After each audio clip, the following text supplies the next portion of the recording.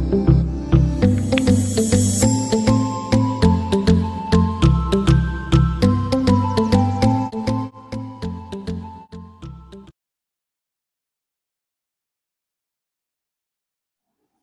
very good morning, dear students. In the previous class, we studied about sources. In that, we have covered literary sources.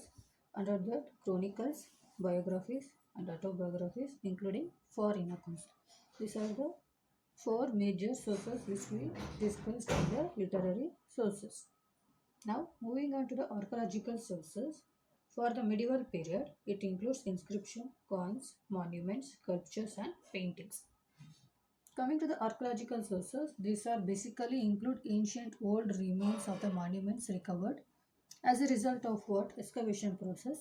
During this process, they are going to digging the earth surface in depth. So they are going to find the hidden things using scientific method called excavation. So they are going to find out skeleton remains, ruins of buildings, tombs, pottery, weapons, coins, bone pieces, bangles, etc. through excavation. So in that, under archaeological sources, we have inscription. Inscriptions are the pieces of information which will be engraved, written on a huge rocks or a metal surface. So the study of inscription is known as what? Epigraphy. So inscription is nothing but writings which will be found on the stones or the metals during ancient times or the earlier days. So the study of about inscription is called epigraphy. What are the writings we are going to see on the stones? So what it is about and what it tells and in which year it is written, all those things which we are going to study about the inscriptions or the writings which are on the stone, we call it as epigraphy. And inscriptions are used by the rulers, and they were kept at the places that were easily available to the common people in order to know easily. And the information on these inscriptions mostly will be the achievements of kings and stated about the royal life and the victories and donation made to the religious temples. All those things will be written on these inscriptions. There are also writings on the many historical monuments also, that is Red Fort, Taj Mahal, historical buildings which are constructed by the kings. Okay. Next one is under archaeological sources, monuments. So the art and architecture during the medieval period has many monuments belong to this period. So like Red Fort, Taj Mahal, Qutub Minar, all the historical buildings which we find. So including temples also, which will be having the different style of architecture, Indo-Islamic or Indian architecture. These monuments will built by the rulers of Delhi Sultanate and the Mughal Empire as they are ruled during the medieval period. Okay, majorly it will be in the Indo-Islamic architecture, that is Indian architecture along with the Islamic styles in each of the architectural structure which they constructed in the medieval period. So it includes temples, stupas, forts and palaces.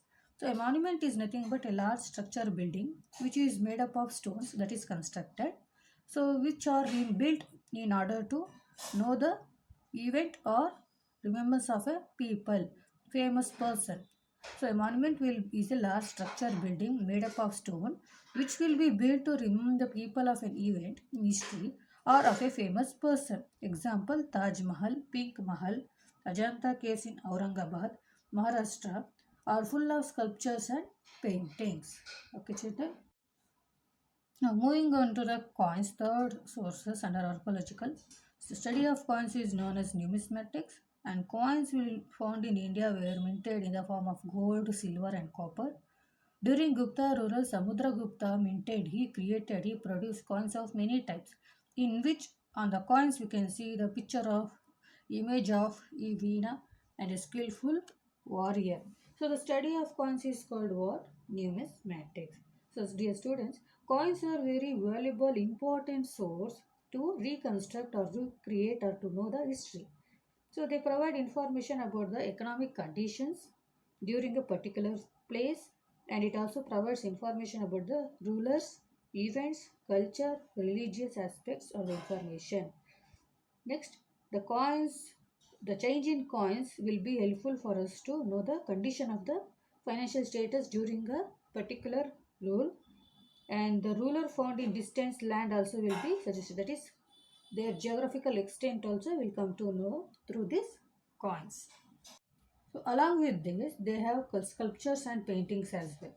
So during the medieval period, there were large variety of sculptures and paintings which the kings have built in the during medieval period, and they used to worship also. So it was made up of wood, some are stones, some are metal, some are bronze, statue of Nataraja. So it is a piece of architecture from the Chola period. During the Cholas period, the bronze statue of Nataraja was one of the famous statue built. And paintings of medieval period tells us about the court scenes. Whatever the in the Darbar hall used to happen, the meetings with the kings and the ministers, that they were used to draw in the form of paintings and they used to display. So this helps us to know about how the medieval period during the kings, how they used to have the court meetings or the Darbar meetings. All this tells us what, all these are the sources related to the medieval period which tells us information of the medieval history. Okay, so by this we have ended up the first chapter, dear students. So overall in this chapter we studied what is the duration of the medieval period and different names of India, and which are the sources that helped for the studying the medieval period. Under literary sources we have chronicles, biographies and autobiographies at foreign accounts.